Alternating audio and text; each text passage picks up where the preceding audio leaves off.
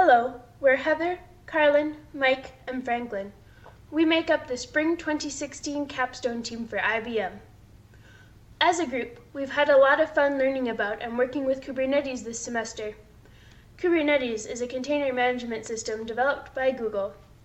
Our project was largely research-based, and the goal was to develop a proof of concept using Kubernetes, which included deploying and managing a cluster of containers.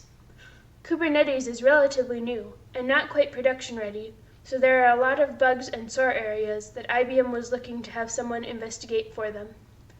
By developing this proof of concept, we were able to document how to deploy the software to a set of computers to create a Kubernetes cluster.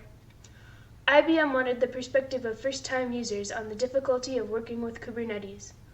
They also wanted to know about any bugs or limitations in the software which we discovered, and any fixes that we found for these. During this semester, we created our proof of concept, deployed Kubernetes, and even accomplished our stretch goal of automating the whole deployment process using Ansible. We were also able to look into how scaling works and how to dynamically scale a Kubernetes cluster, which is still a bit difficult to implement. We've made some really good progress and are quite proud of how it turned out. All of us really enjoyed working with IBM and getting some awesome experience during our capstone.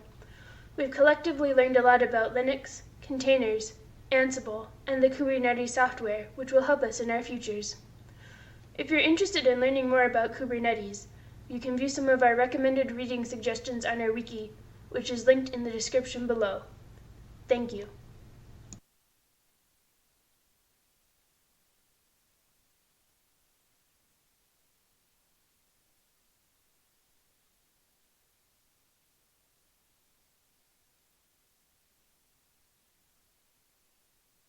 So if you're still here, it's probably because you're watching the demo that's been going on in the background. What just finished there was an Ansible playbook deployment that just set up Kubernetes on 3 of our nodes. You can see I'm looking at the process list on our first node here, Kube4, and it kind of shows you some of the processes that are running. kubectl is a binary that we use to interact with the cluster. I had the wrong permission, so I just had to change it with a change mod right there so we can actually execute it.